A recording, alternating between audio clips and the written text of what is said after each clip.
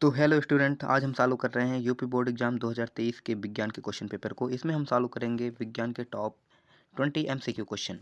तो आइए देखते हैं हमारा पहला क्वेश्चन क्या है। हमारा पहला क्वेश्चन है, एक प्रकाश किरण किसी लेंस के भीतर स्थित किसी बिंदु से बिना किसी विचलन से गुजर जाती है तो वह बिंदु लेंस होगा। मतलब कि एक लेंस है, उसमें से प्रकाश किरण गई लेकिन उसमें कोई विचलन नहीं हुआ। वो कह रहा है कि वो कौन सा बिंदु होगा ऐसा जो कि ऐसा प्रक्रिया करेगा। तो हमारा ऑप्शन नंबर क्या हो जाएगा, सी जो होगा वो करेक्ट आंसर होगा। प्रकाशिक केंद्र लेंस में ऐसा भाग होता है जहाँ से प्रकाश किरण का विचलन नहीं होता है। तो आइए देखते हैं हमारा दूसरा क्वेश्चन क्या है। दूसरा क्वेश्चन हमारा है, एक प्रकाश किरण अवतल दर्पण के वक्रता केंद्र से होते हुए दर्पण के पृष्ठ पर आपतित होती है तो परावर्तन कोण का मान होगा। तो देखिए क्या होता है, ये कह रहा है कि अवतल दर्पण रहा होगा। सपोज दैट हमारा अवतल दर्पण ये रहा होगा, ये हमारा मुख्य अक्ष हो गया, और उसने कहा कि दर्पण से होते हुए पृष्ठ पर वक्रता केंद्र से, मान लीजिए ये हमारा वक्रता केंद्र हो गया, इसके मिड में ये फोकस हो गया। तो अगर यहाँ से हमारा कोई प्रकाश किरण इस दर्पण पर आपतित होगा तो क्या होता है, ये तो प्रकाश किरण की दिशा हो गई, तो प्रकाश टकराने के बाद उसी दिशा में क्या हो जाती है, वापस लौट जाती है। अतः हमारे इस क्वेश्चन का आंसर क्या हो जाएगा, 0 डिग्री, मतलब कि 0 अंश का कोण बनाएगा वो। ठीक है। हमारा नेक्स्ट तीसरा क्वेश्चन है। तीसरा क्वेश्चन है, एक सामान्य आँख वाला व्यक्ति किसी वस्तु को सुस्पष्ट रूप से देख सकता है यदि वस्तु की दूरी आँख से, मतलब कि किसी सामान्य आँख आँख का सामान्य व्यक्ति है, तो कह रहा है कि वो स्पष्ट रूप से वस्तु को देख पाएगा यदि वस्तु को कितनी दूरी पे रख दिया जाए। तो हम जानते हैं एक अस्पष्ट दृष्टि की न्यूनतम दूरी होती है, एक अस्पष्ट दृष्टि की अधिकतम दूरी होती है। तो स्पष्ट दृष्टि की जो न्यूनतम दूरी होती है वो 25 सेंटीमीटर होती है, और अस्पष्ट दृष्टि की मतलब कि जो अधिकतम दूरी होती है वो क्या होती है, अनंत होती है। इसलिए हमारा जो आंसर हो जाएगा वो क्या होगा, ऑप्शन नंबर बी जो होगा वो करेक्ट आंसर होगा। ऑप्शन नंबर जो बी होगा इस क्वेश्चन का क्या होगा, करेक्ट आंसर होगा। अगला क्वेश्चन हम देखते हैं। क्वेश्चन नंबर 4 है, किसी परिपथ में लगे विभवांतर को स्थिर रखते हुए परिपथ के प्रतिरोध को तिगुना कर दिया जाता है तो परिपथ में धारा हो जाएगी। इसमें क्या कहा है, वी जो है मतलब कि विभव जो है वो कांस्टेंट रखा जाएगा और प्रतिरोध को 3 गुना बढ़ा दिया जाए तो धारा क्या होगी, तो धारा क्या हो जाएगी, 1/3, मतलब कि 1/3 हो जाएगी। इसलिए हमारा जो आंसर हो जाएगा ऑप्शन नंबर क्या होगा, डी जो होगा वो करेक्ट आंसर हो जाएगा। नेक्स्ट हमारा क्वेश्चन देखते हैं क्या है। अगला हमारा क्वेश्चन है, किसी मकान में 200 वोल्ट पर विद्युत आपूर्ति की जाती है।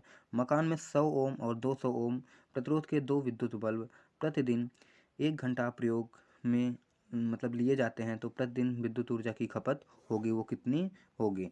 तो इसका जो करेक्ट आंसर हो जाएगा वो कितना होगा, इसका जो करेक्ट आंसर होगा वो 600 मतलब कि 600 वाट घंटा होगा।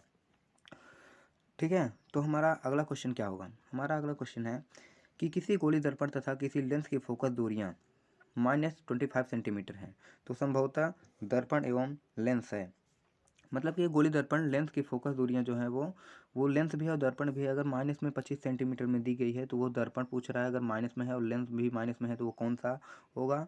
तो अगर दोनों जो है माइनस में दिए जा रहे हैं इसका मतलब वो क्या होगा, दोनों के दोनों क्या होंगे, अवतल होंगे, दोनों के दोनों अवतल होंगे।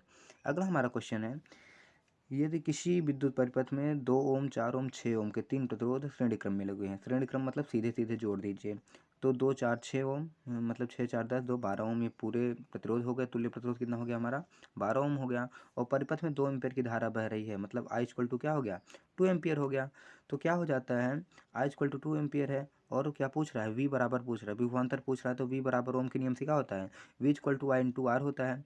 We equal to I into R होता है तो 2 एम्पियर की धारा मतलब कि दो गुणे और प्रत्येक सिरों के बीच पूछ रहा है ना, ये होगा ना।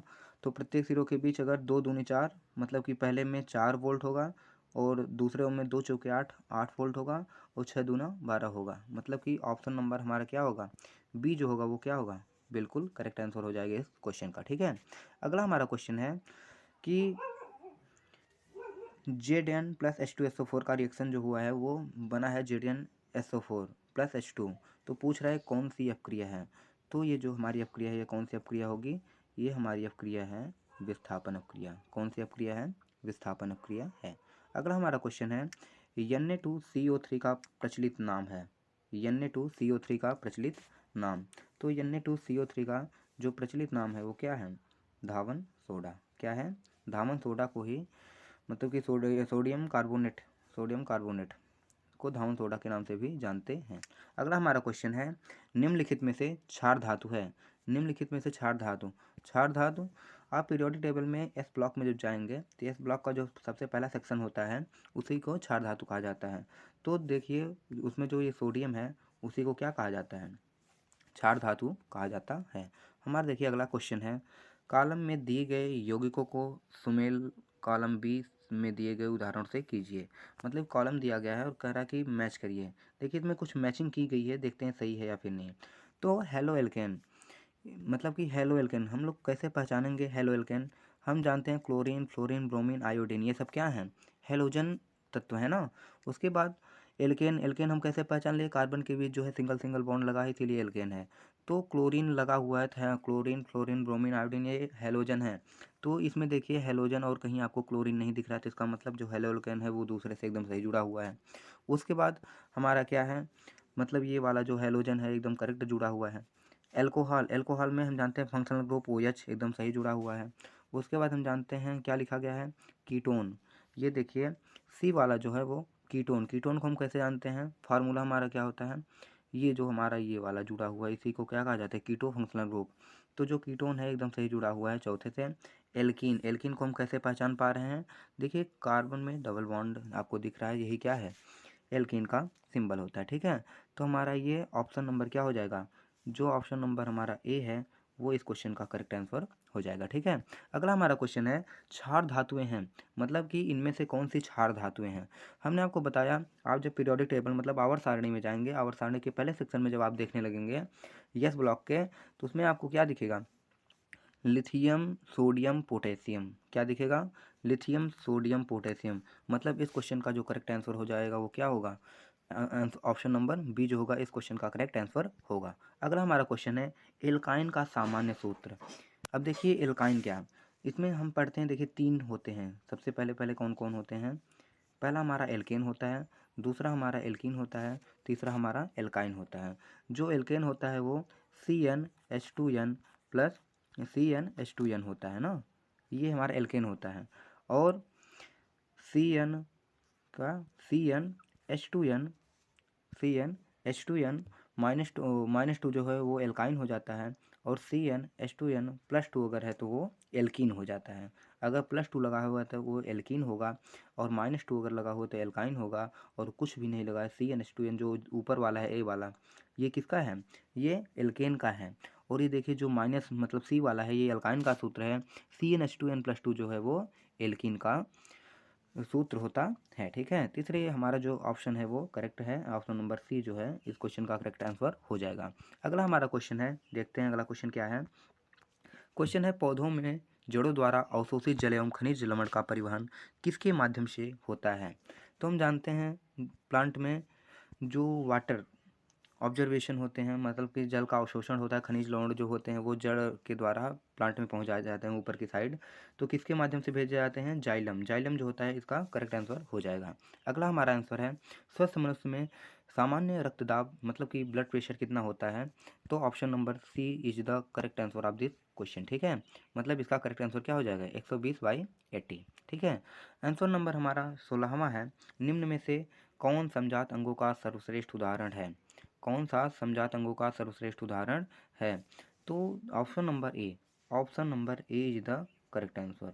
चमगादड़ व पक्षियों के पंख जो हैं वो समजात अंगों के सर्वश्रेष्ठ उदाहरण हैं। ठीक है, अगला हमारा क्वेश्चन है, मेंडल के अनुसार मटर के पौधे में निम्नलिखित में से कौन सा जीनोटाइप लंबे तने व झुर्रीदार बीजों के लक्षण व्यक्त करेगा? तो हम जानते हैं जो लंबा है वो कौन दिखाता है? ये जो लिखा गया है टी, कैपिटल टी लंबे को दिखाता है, और जीनोटाइप उसका जो है, जीनोटाइप मतलब कि जो लक्षण प्रदर्शित नहीं होते, जो स्मॉल आर है ये प्रदर्शित नहीं होगा तो ये जीनोटाइप हो गया, और लंबा कौन दिखा रहा है? Capital T. तो जो ऑप्शन नंबर सी है इस क्वेश्चन का करेक्ट आंसर हो जाएगा। ठीक है, अगला हमारा क्वेश्चन है, क्वेश्चन नंबर 18वां है, द्विखंडन विधि द्वारा अलैंगिक जनन होता है। तो द्विखंडन विधि द्वारा किसमें जनन होता है? तो इस क्वेश्चन का जो करेक्ट आंसर होगा वो क्या होगा? अमीबा में द्विखंडन विधि द्वारा अलैंगिक जनन होता है। ठीक है।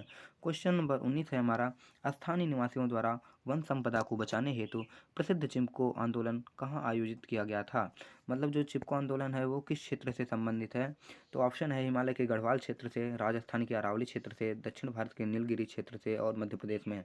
तो हमारे इस क्वेश्चन का जो करेक्ट आंसर होगा वो क्या होगा, वो होगा हिमालय के गढ़वाली क्षेत्र से। मतलब कि फर्स्ट जो हमारे क्वेश्चन का ये ऑप्शन है, ये हिमालय के गढ़वाल क्षेत्र से यही सही होगा। ठीक है। अगला हमारा क्वेश्चन है कि जठर ग्रंथियाँ उपस्थित होती हैं। जठर ग्रंथियाँ उपस्थित होती हैं। जो जठर ग्रंथि होती है कहाँ पर होती है, छोटी आंत में होती है, आमाशय में, अग्न्याशय में, बड़ी आंत में। तो इस क्वेश्चन का जो करेक्ट आंसर होगा क्या होगा, आमाशय। आमाशय जो होता है, आमाशय में ही जठर ग्रंथियाँ पाई जाती हैं। तो ये रहा हमारा 20 MCQ क्वेश्चन जो कि 2023 के यूपी बोर्ड एग्जाम में पूछे गए थे। अगला हमारा टॉपिक होगा इसके लार्ज टाइप का। तो ऐसे ही बने रहिए।